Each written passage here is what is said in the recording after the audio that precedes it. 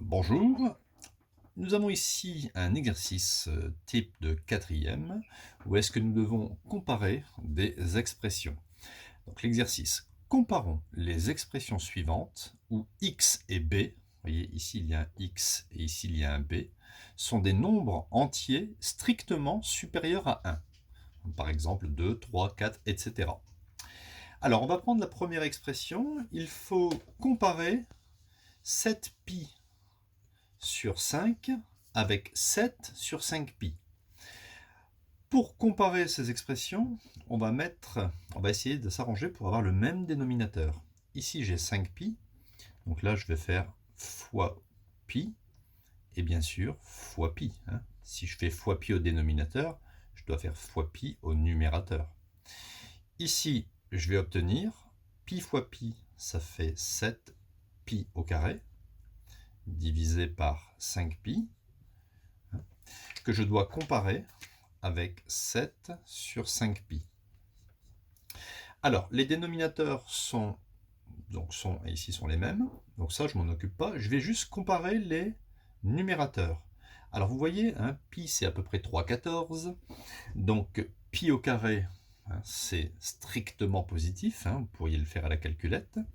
Donc cette quantité, 7 fois pi carré, est plus grande que 7. Déjà si vous faites 7 fois 2, ça fait déjà 14. Donc si vous faites 7 fois pi au carré, ça sera plus grand que 7. Donc on peut affirmer que cette fraction sera supérieure à celle-ci. Et donc, si je reviens à la comparaison demandée dès le départ, eh bien ça sera la même chose. 7pi sur 5 sera supérieur à 7 sur 5pi parce que nous avons 7pi carré sur 5pi est supérieur à 7 sur 5pi. Alors, deuxième comparaison. Nous devons comparer x sur 8 avec x plus 4 sur 8. Alors ici, nous avons les mêmes dénominateurs. C'est bon, on s'en occupe pas. Maintenant, prenez un x strictement supérieur à 1. Imaginez par exemple 4. Et là, vous avez 4 plus 4, ça fait 8. Qui est le plus grand? Bien, c'est 8. Prenez une autre valeur de x. Prenez par exemple 11. Ici, on aurait 11 plus 4. Ça fait 15. Donc vous voyez bien que 11 est toujours plus petit que 15. Donc quelle que soit la valeur de x que vous prenez, que vous vous inventez, eh bien vous aurez toujours x sera toujours plus petit que x plus 4. D'accord? Donc là c'est un petit peu évident. Si vous prenez par exemple ici 10, 10 huitièmes sera plus petit que 14 huitièmes. Si vous prenez x égale 21, 21 huitièmes sera inférieur à 21 plus 4 à 25 huitièmes. Tout simplement parce que 21 serait plus petit que 25. C'est un peu évident. Troisième comparaison, qui est peut-être, elle, moins évidente.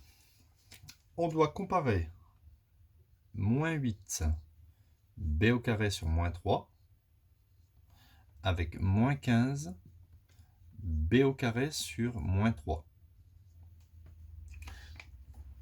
Alors déjà, avant de comparer, on peut simplifier un petit peu.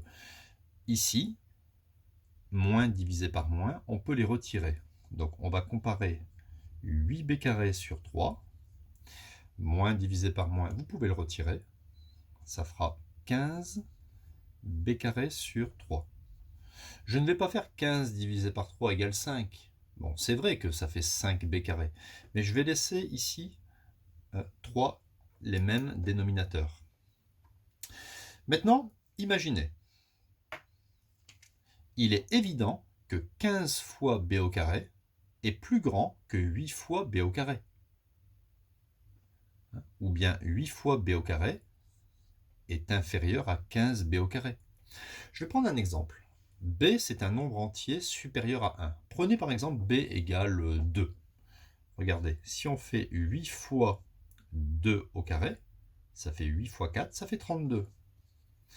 Ici, 2 au carré, ça fait 4. On obtient 60. Donc vous voyez, en prenant b est égal à 2, 8b carré ça fait 32, et 15b carré ça fait 60. 32 est plus petit que 60. Hein, bon, ce n'est pas non plus très difficile. Il est clair que 8b carré est inférieur à 15b carré. Voilà, hein, j'espère que vous avez bien compris cette notion de comparaison.